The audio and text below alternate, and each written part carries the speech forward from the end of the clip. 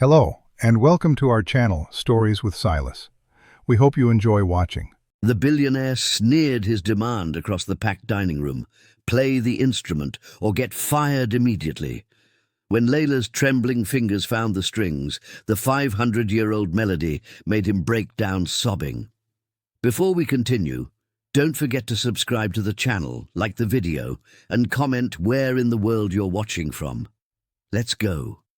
The hush that fell over Sahara Rose, one of Los Angeles's most exclusive Middle Eastern fusion restaurants, was deafening. Waiters froze mid-step, diners set down their forks, and the ambient music seemed to fade into nothing. All eyes turned to the corner booth, where an impeccably dressed billionaire pointed mockingly at the trembling waitress, his voice dripping with condescension as he issued an impossible demand. "Play the OUD or you're fired," he sneered, gesturing toward the antique instrument mounted on the wall. No one dared speak up until the waitress looked him dead in the eye, walked to the wall, and took down the 500-year-old instrument. What happened next would forever change everyone in that room. Layla Hassan had never been the type to seek the spotlight. She was 28, juggling double shifts at Sahara Rose, night classes at community college, and the full-time responsibility of raising her two younger siblings after their father's sudden death 2 years ago. But this was life in Los Angeles, where rent didn't care about grief, and bills arrived whether you were ready or not. When Layla was offered a position at Sahara Rose, a Michelin-starred establishment nestled in the heart of Beverly Hills, she'd accepted immediately. The tips alone could keep her family afloat in a city where survival required constant hustle. Perched on the second floor of an elegant building with floor-to-ceiling windows overlooking the city lights, Sahara Rose was known for its innovative Middle Eastern cuisine and an atmosphere that attracted Hollywood's elite. The decor featured intricate Persian rugs, brass lanterns casting warm amber light, and yes, authentic Middle Eastern instruments displayed as art pieces, including the 16th-century OUD that hung on the eastern wall. Head chef Yasmin al-Mansouri had trained in Damascus and Paris, bringing a fusion menu that had food critics raving and celebrities booking months in advance. The pressure that came with such prestige was extraordinary. Yet Layla believed the job was worth it. The pay was decent, the tips potentially life-changing, and the environment, though demanding, felt like a small connection to her late father's heritage. Ahmed Hassan had been a music professor who specialized in traditional Middle Eastern instruments. He'd played the OUD with such passion that Layla grew up falling asleep to its haunting melodies. Those memories felt both comforting and painful now.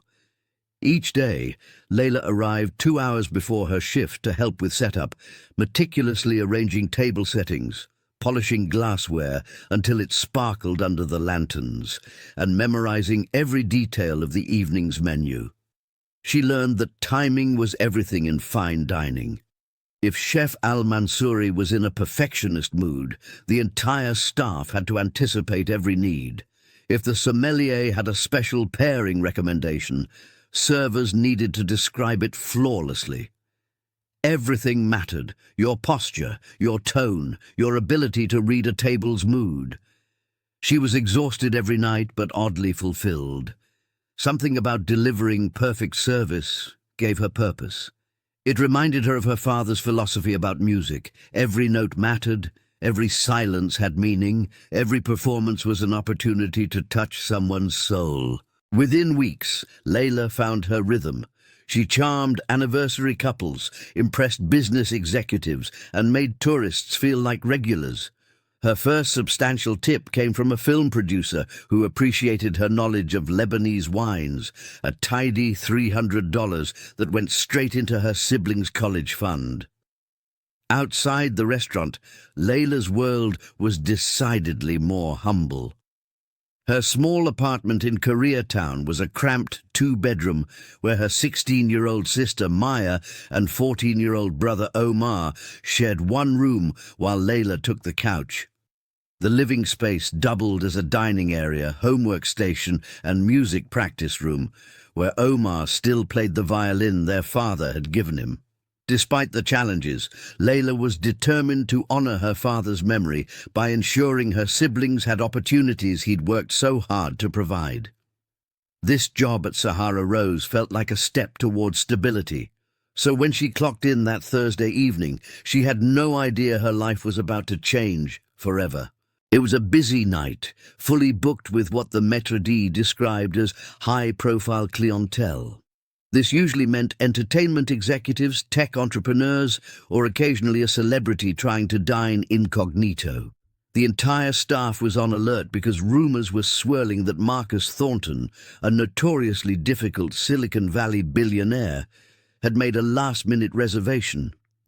That evening, Marcus Thornton strode through the doors of Sahara Rose like he owned the place, and in many ways, men like him did own places like this. Known in tech circles as the Silicon Shark, Marcus had built his empire on artificial intelligence software that revolutionized data analytics. At 47, he held controlling stakes in 3 unicorn startups, sat on the boards of major corporations, and had a net worth that Forbes estimated at $4.2 billion. His latest venture, an AI platform that predicted consumer behavior with unsettling accuracy, had governments and corporations worldwide competing for contracts. Tabloids loved Marcus Thornton almost as much as they feared him. His ruthless business tactics were legendary. Former employees whispered about his explosive temper, his impossible demands, and his belief that money could solve or silence any problem. He'd been photographed at exclusive clubs, on superyachts in the Mediterranean, and occasionally with models or actresses draped on his arm. Some called him a visionary genius, others a modern-day robber baron. The general consensus was that Marcus Thornton was brilliant, powerful, and completely lacking in human warmth. To the staff at Sahara Rose, however, he was simply table 12 tonight, and that was all that should matter according to the restaurant's code of conduct.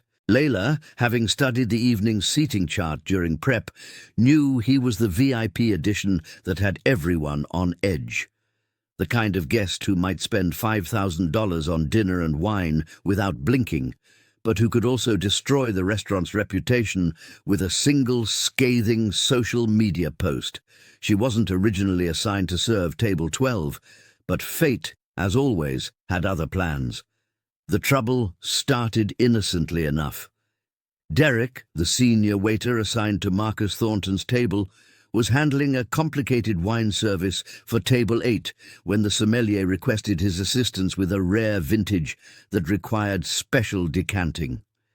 In the choreographed chaos of fine dining, the maître d's eyes swept the floor and landed on Layla. She'd just successfully delivered appetizers to 3 tables without incident, moving with practiced grace through the crowded dining room.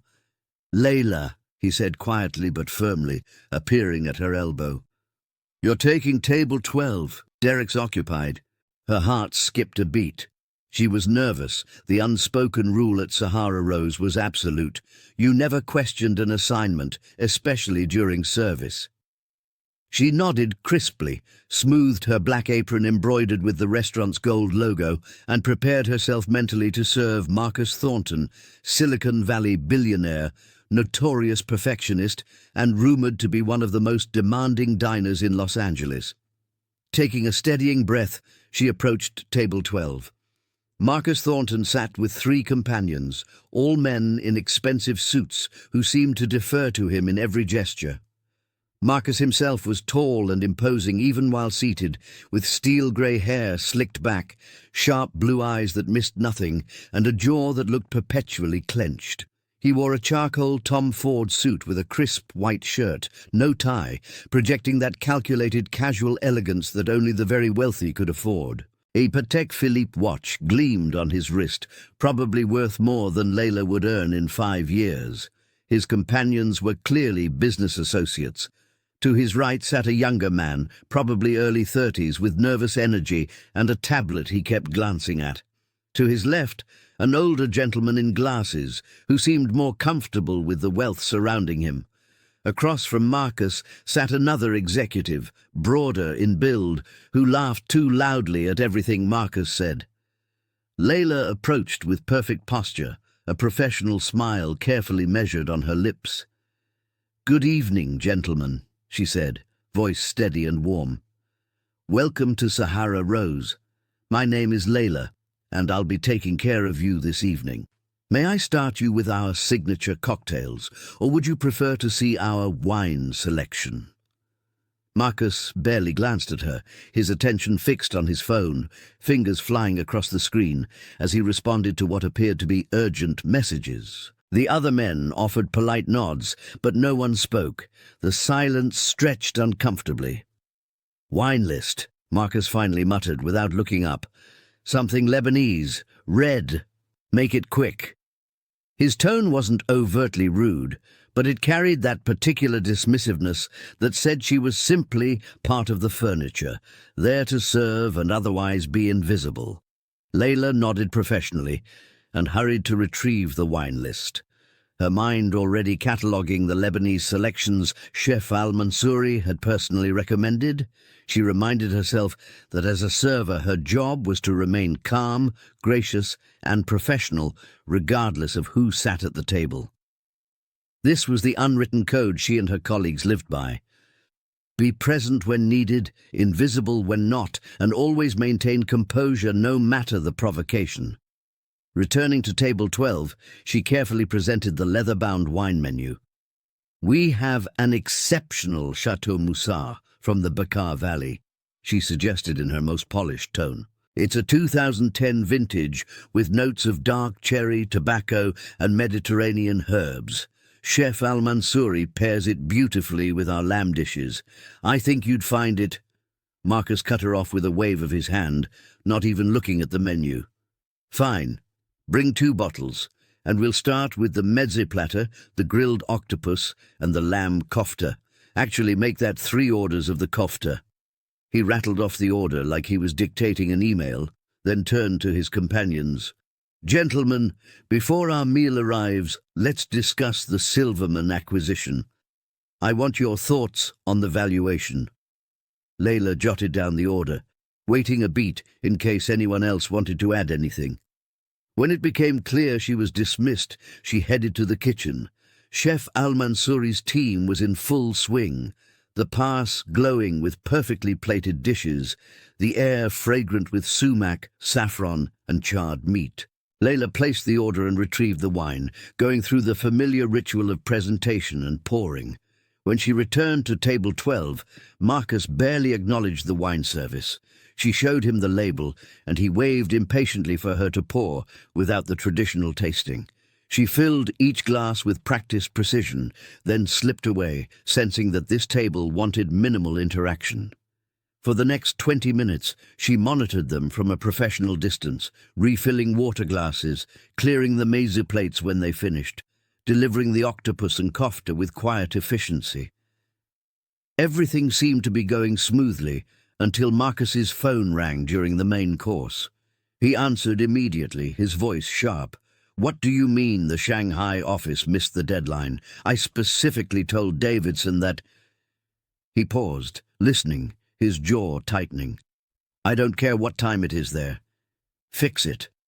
Now." He ended the call and threw his phone onto the table with enough force to make the silverware rattle. His companions exchanged nervous glances.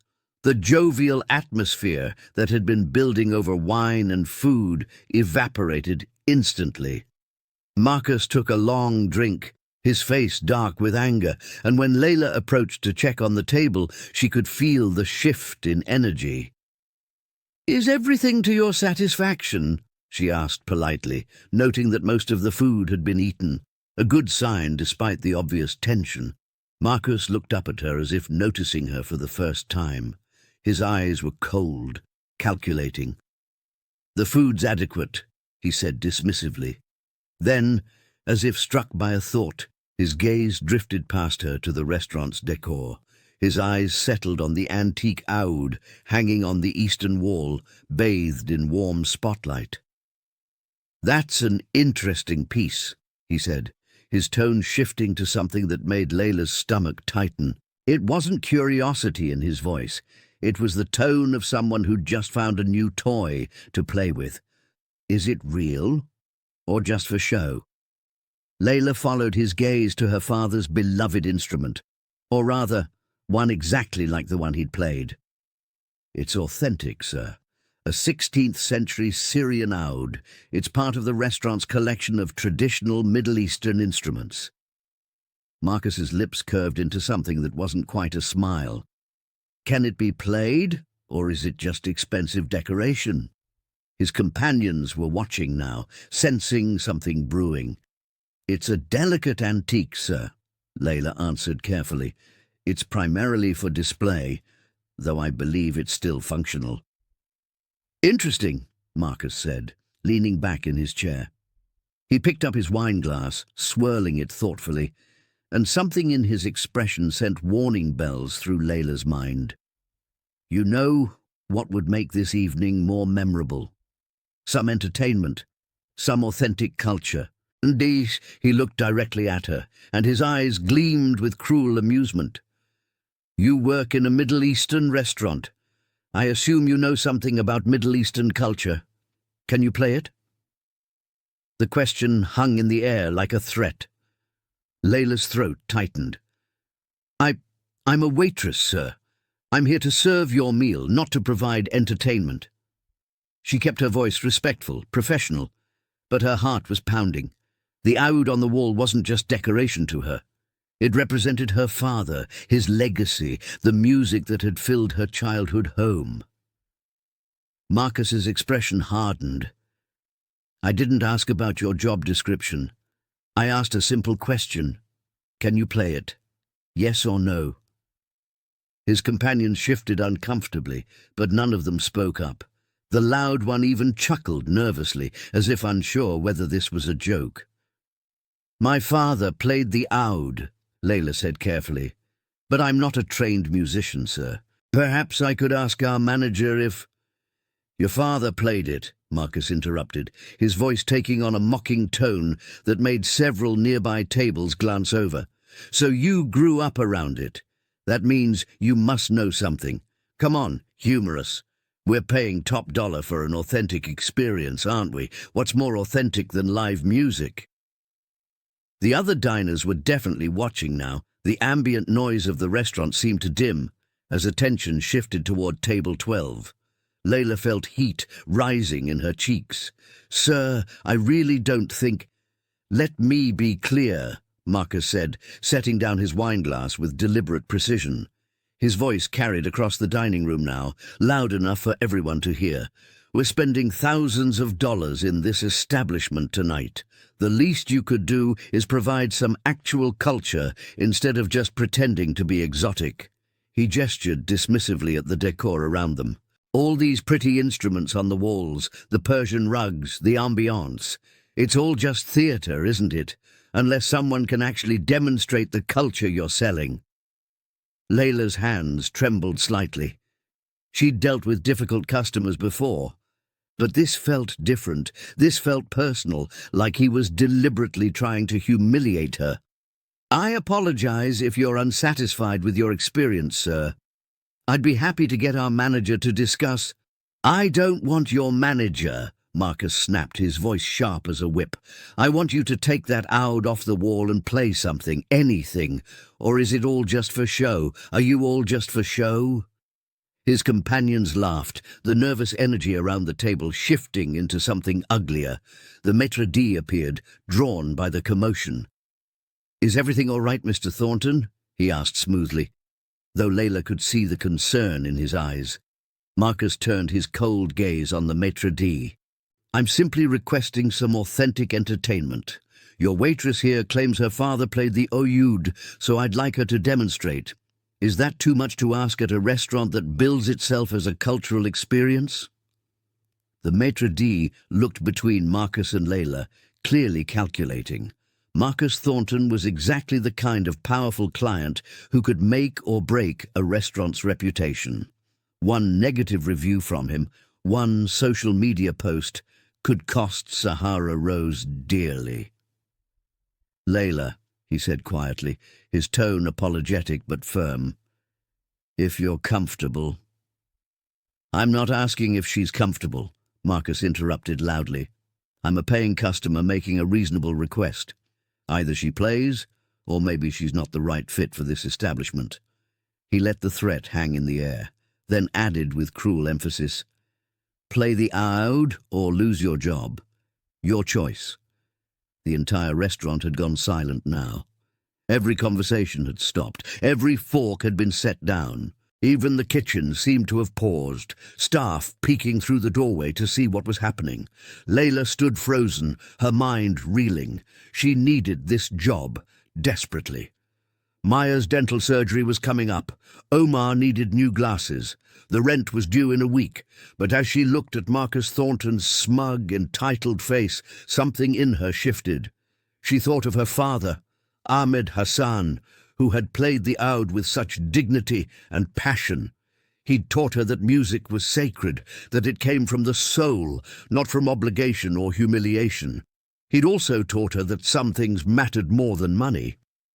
"If I play," Layla heard herself say, her voice steadier than she felt, "it won't be because you demanded it."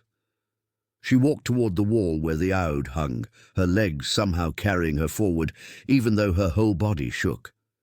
"It will be because my father taught me that music has power, and maybe you need to hear that."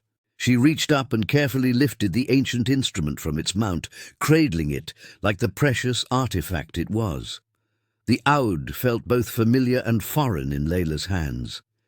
It had been 2 years since she'd held one, not since the night before her father's funeral when she'd sat alone in his study, trying to coax sound from his instrument and failing through her tears. The wood was warm beneath her fingers, ancient and alive, resonating with centuries of music that had come before. She carried it back toward the dining area, acutely aware of every eye following her movement. Marcus Thornton leaned back in his chair, arms crossed, a satisfied smirk on his face. He'd won, or so he thought. He'd forced the help to perform, asserted his dominance, reminded everyone in the room exactly who held the power. His companions watched with expressions ranging from amusement to discomfort. Layla found a chair near table 12, not because Marcus deserved proximity, but because the acoustics there were best. Her hands shook as she positioned the instrument against her body, feeling its curves settle into place like an old friend returning. The scent of aged wood and varnish brought a rush of memory so powerful she nearly gasped. She was 7 years old again, sitting on her father's knee in their cramped apartment in Dearborn, Michigan. Her mother was still alive then, making tea in the kitchen while Ahmed Hassan patiently guided his daughter's tiny fingers across the strings. "Music is prayer, Habibi," he told her in Arabic, his voice gentle. "It speaks when words fail. It heals what medicine cannot touch." The memory shifted. She was 12, crying over some middle school cruelty, and her father had picked up the oud and played until her tears stopped. "This song," he'd said, "is called Lamabada Yatathana. It is 500 years old, maybe older.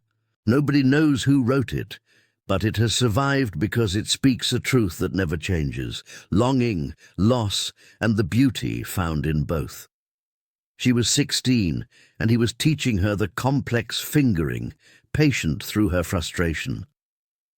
"You're thinking too much," he'd said. "The oud doesn't want your mind. It wants your heart." She was 26, standing at his hospital bedside, his cancer-ravaged body barely making an impression under the thin blanket. "Promise me," he'd whispered in Arabic, his voice weak but urgent. "Promise me you won't let the music die.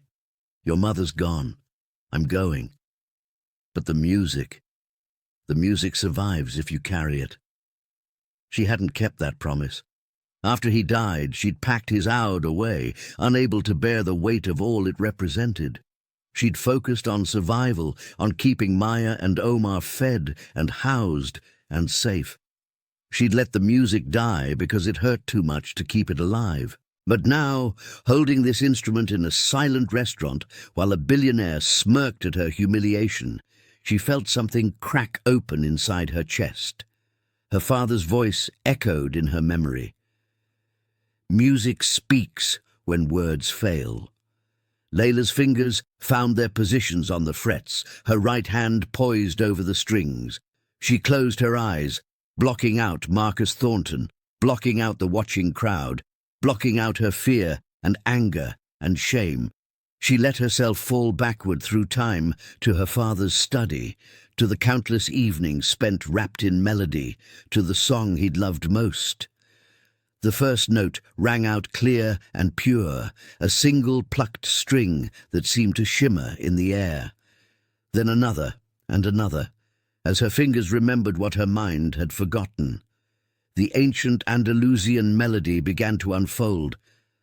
Lama Bada Yatathana, a song of yearning that had survived 5 centuries because it touched something universal in the human soul. The OUD sang of longing, of distance, of the beloved who appears and then recedes like a dream. Her father had told her the lyrics once, though she played only the melody now. When she appeared, swaying gracefully, she captivated me with her beauty, a slender figure enchanting everyone with seduction and grace. But it wasn't about romance, her father had explained. It was about yearning for something just beyond reach, about beauty that breaks your heart because you know it's fleeting. It was about every loss you've ever suffered and every moment of grace that made the suffering bearable.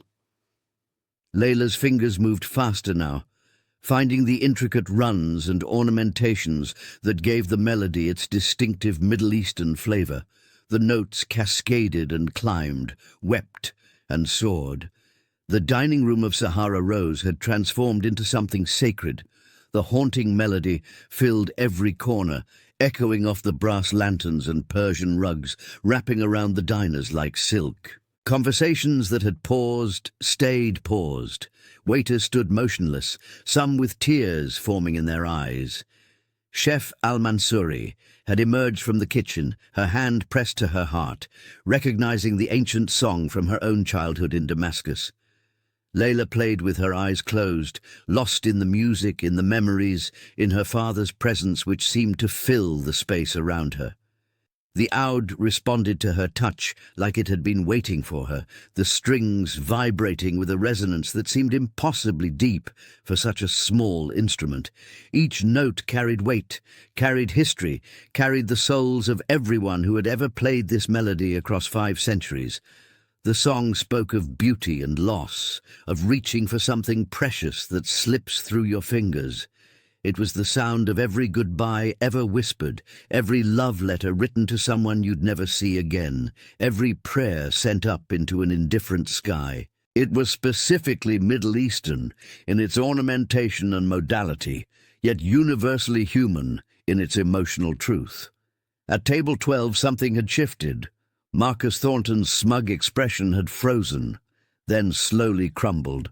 His arms had uncrossed, his hands now gripping the edge of the table. The color had drained from his face, leaving him pale beneath the warm restaurant lighting.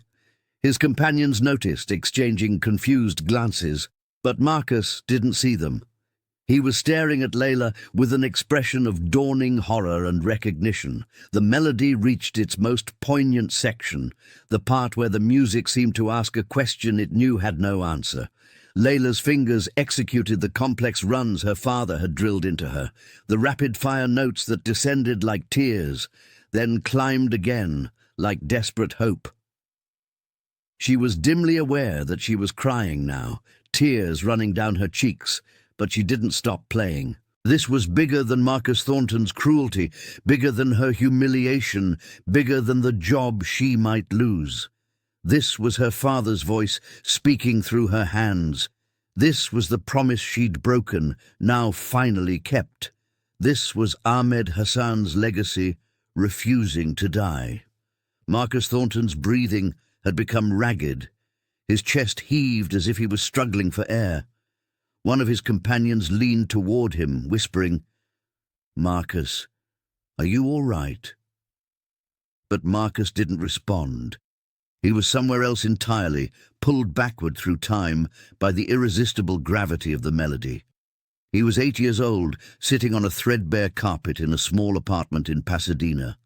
His father, Rashid Thornton, born Rashid al-Thornawi before he'd anglicized the name, was playing the OUD, filling their modest home with music. His mother was still alive then, before the car accident. His father still smiled then, before grief hollowed him out. "This song is from the old country," Rashid had said in heavily accented English, his fingers dancing across the strings. "Your grandfather sang this. His grandfather sang this. When everything else is gone, the music remains." The memory shifted. Marcus was 16, angry and embarrassed by his immigrant father, by the strange music, by everything that made him different from his wealthy classmates at prep school. "I don't care about your old country songs," he'd shouted. "This is America. I'm American. Stop trying to make me into something I'm not." The hurt in his father's eyes had been devastating, but teenage Marcus had been too proud to apologize. He was 23, standing at his father's deathbed. Rashid Thornton had worked himself to death driving a cab, saving every penny to put Marcus through MIT, to give his son the opportunities he'd never had. "I failed you," Marcus had whispered, holding his father's frail hand. "I'm sorry I rejected everything you tried to give me." His father had smiled weakly. "You didn't fail. You succeeded. That was the point." Then, with his last strength, he'd begun to hum, his voice breaking and fragile. It was this song, this exact melody that now filled Sahara Rose. Marcus Thornton's carefully constructed armor, built over decades of ruthless business dealings and emotional suppression, shattered completely. The first sob escaped his throat before he could stop it, a raw, broken sound that made his companions freeze in shock. They'd never seen their boss show weakness, never witnessed anything other than cold calculation and controlled fury. Now tears were streaming down his face, his shoulders shaking as 25 years of buried grief came pouring out. "Oh God," he whispered, the words barely audible beneath the music. "Dad. Oh God, Dad, I'm so sorry." The song was building toward its conclusion now, the melody cycling through its final variations before the inevitable resolution. Layla, still lost in her own world of memory and music, played with increasing intensity, her fingers flying across the frets with the muscle memory her father had instilled. The OUD sang its ancient prayer of longing and loss, each note a perfectly formed tear, each phrase a question asked across centuries. How do we hold on to what we love when everything beautiful is temporary? Other diners were crying now too. An elderly couple at table 7 held hands, both of them weeping silently. A young woman at the bar had her face buried in her hands. Even the businessman, who'd been absorbed in his biography earlier, had set the book aside, his eyes glistening. The music had cracked something open in the room, had given everyone permission to feel the griefs they usually kept locked away. Chef Al-Mansouri stood in the kitchen doorway, tears flowing freely down her cheeks. She'd heard this melody in her grandmother's house in Damascus, at weddings and funerals, in moments of celebration and despair. It was the soundtrack of her people's joy and suffering, distilled into perfect musical form. To hear it played here, now, by this brave young woman who'd been bullied and mocked, felt like witnessing something holy. Marcus's companions had gone from confused to genuinely concerned. The broad-shouldered one reached out tentatively. "Marcus, should we call someone? Are you having a—" "Leave him," the older man in glasses said quietly, surprising everyone. "Just leave him alone. Let him feel it." The song reached its final phrases, the melody climbing one last time toward a resolution that felt both inevitable and insufficient. How could any ending truly satisfy the longing the music had created? How could any cadence truly answer the questions it had raised? Layla's fingers slowed, drawing out the final notes, letting them hang in the air like incense smoke. The last note faded into silence. For a long moment nobody moved. The silence felt as profound as the music had been, a held breath, a pause between heartbeats. Layla slowly opened her eyes, returning to herself, to the restaurant, to the reality of what had just happened. Her face was wet with tears she didn't remember crying. Her hands trembled as she lowered the OUD into her lap. Then applause erupted. It started with Chef Al-Mansouri, who began clapping with fierce pride, then spread through the dining room like wildfire. Diners rose to their feet, some still crying, all of them applauding with genuine emotion. The sound was thunderous, overwhelming, nothing like the polite appreciation usually offered at the end of a meal. This was gratitude for having witnessed something real, something that had broken through the careful pretense that usually governed places like this. Layla sat stunned, overwhelmed, unable to process what was happening. She'd expected to be fired. She'd expected humiliation. Instead, she was receiving a standing ovation from one of Los Angeles's most exclusive dining rooms. But the most shocking sight was Marcus Thornton. The billionaire had risen to his feet, but not to applaud.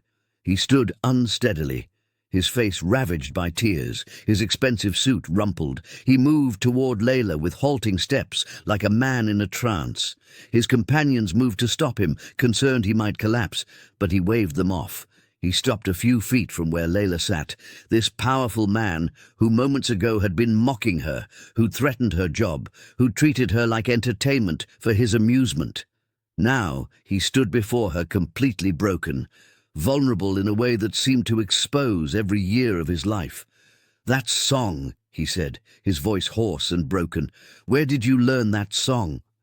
Layla looked up at Marcus Thornton, this man who minutes ago had been her tormentor, now standing before her with his soul laid bare. She saw past the expensive suit, past the billionaire persona, and recognized something she knew intimately: the specific grief of losing a father who loved you through music.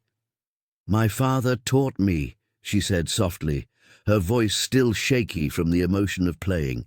Ahmed Hassan. He was a music professor. He played the OUD his whole life, learned from his father in Syria. This song, Lama Bada Yatathana, was his favorite. He said it was 500 years old, maybe older.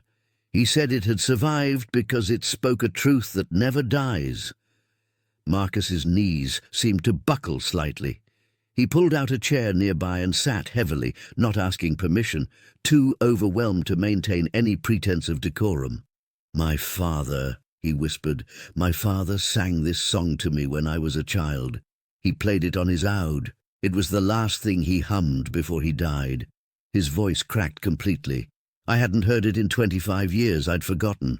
God help me, I'd deliberately forgotten because it hurt too much to remember." The applause had faded now, the other diners returning to their seats but watching this unexpected tableau with quiet attention. The maitre d' stood frozen, uncertain whether to intervene. This had gone far beyond normal restaurant protocol, but something about the moment felt too sacred to interrupt. Layla carefully set the OUD aside and found herself speaking, not as a waitress to a customer, but as one grieving child to another. "What was your father's name?" "Rashid," Marcus said, wiping at his face with trembling hands. "Rashid al-Thornawi. He changed it to Thornton when he came to America from Lebanon. He thought it would help him fit in, help me fit in." A bitter laugh escaped him. "He drove a cab for 30 years, saved every penny to send me to MIT, and I repaid him by being ashamed of where I came from, by refusing to speak Arabic, by telling him I didn't want to hear his old country music." Layla felt tears forming again. "My father died 2 years ago. Cancer. I promised him I'd keep playing, keep the music alive. But I couldn't.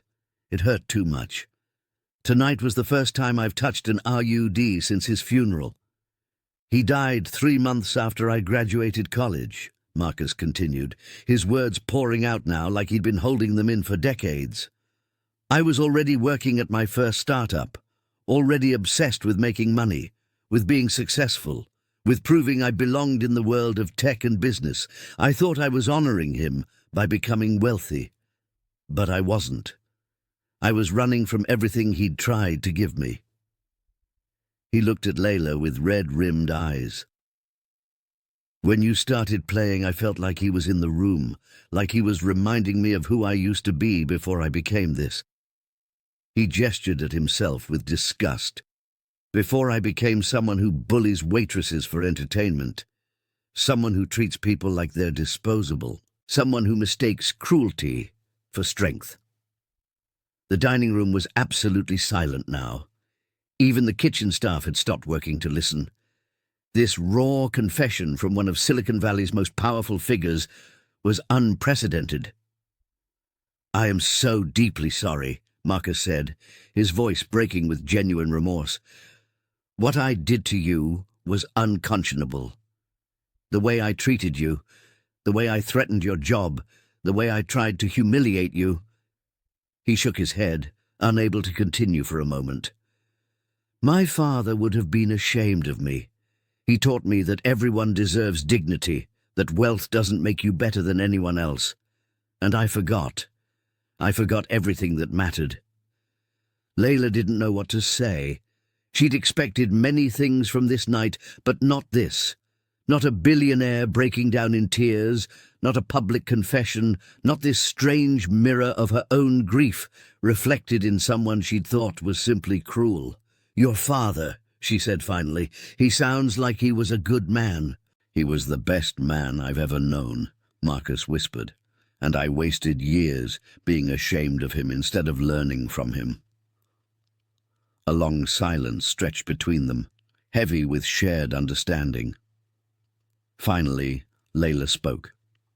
"My father always said that music has the power to heal what medicine cannot touch.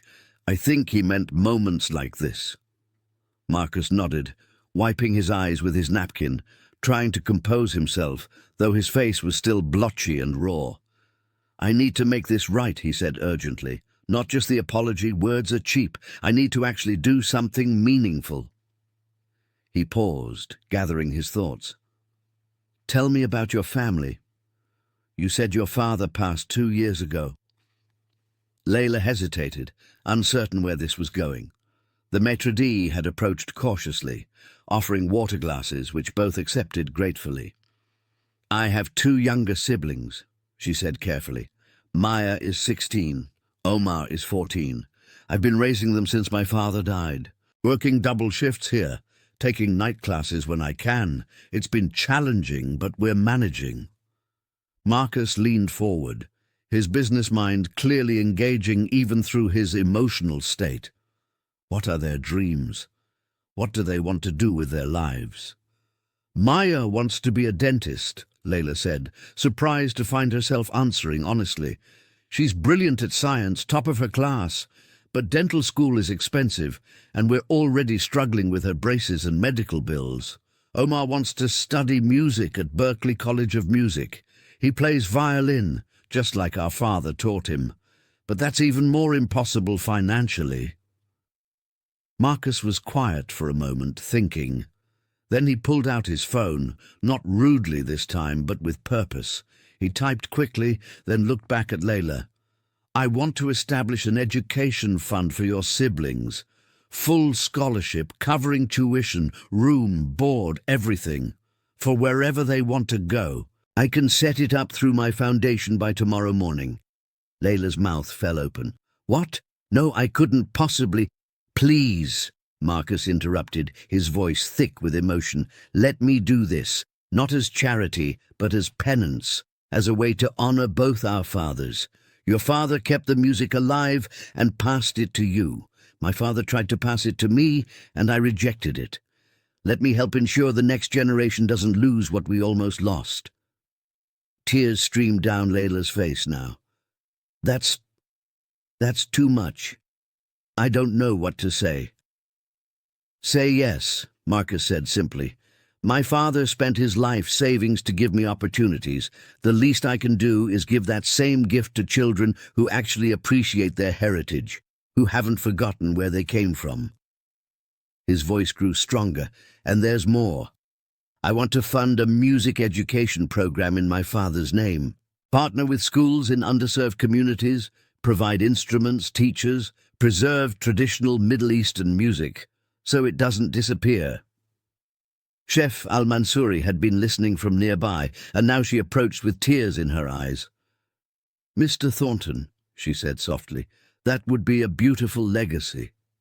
Marcus stood, extending his hand to Layla. "I came here tonight angry at the world, taking it out on someone who didn't deserve it. You could have just played badly to satisfy my demand and been done with it. Instead, you played with your whole heart. You gave me a gift I didn't deserve. You reminded me of who I used to be, who my father wanted me to be." Layla stood as well, taking his hand. "I think," she said quietly, "our fathers would want us to forgive ourselves, to move forward." Marcus nodded, then did something that shocked his business companions completely. He pulled Layla into a gentle, respectful embrace. "Thank you," he whispered. "Thank you for playing that song. Thank you for bringing my father back to me, even if just for a moment." When they separated, Marcus turned to his stunned associates. "Gentlemen, I'm afraid I need to leave. I have some calls to make, some priorities to rearrange." He looked at the maitre d'. "Please comp everyone's meals tonight. It's the least I can do." He turned back to Layla. "I'll have my assistant contact you tomorrow about the educational fund. We'll set up everything properly, legally, so you know this is real and permanent." 3 months later, Layla stood in the community center in East Los Angeles, watching as 30 children from underserved neighborhoods carefully held ouds, violins, and qanons for the first time. The Rashid Al Thornawi Music Education Center had opened its doors just 2 weeks ago, funded entirely by Marcus Thornton's foundation. The walls were decorated with photos of traditional Middle Eastern musicians, including a large portrait of both Rashid and Ahmed Hassan, 2 fathers who had understood that music was more than entertainment. It was a bridge between generations, between cultures, between souls. Marcus stood beside her, looking remarkably different from the angry billionaire who'd walked into Sahara Rose months ago. He'd started therapy, he'd told her during one of their planning meetings. He was working on reconnecting with his Lebanese heritage, learning Arabic again, even taking OUD lessons himself. "I'm terrible at it," he'd admitted with a self-deprecating laugh, "but my father would appreciate the effort." "Miss Hassan!" A small girl with bright eyes called out, struggling with her finger positioning. Layla walked over, gently adjusting her grip on the OUD's neck. "Like this, see? Let the instrument speak through you, don't force it." The girl tried again, and this time a clear note rang out. Her face lit up with joy, and Layla felt her heart swell. This was what her father had meant. This was how music survived, passed from one generation to the next, carried forward by hands that honored what came before. Maya had been accepted to UCLA's pre-dental program with a full scholarship from the Thornton Foundation. She'd cried for an hour when the acceptance letter arrived, unable to believe her dreams were actually possible. Omar had been accepted to Berkeley's preparatory division and would attend the full college program in 2 years.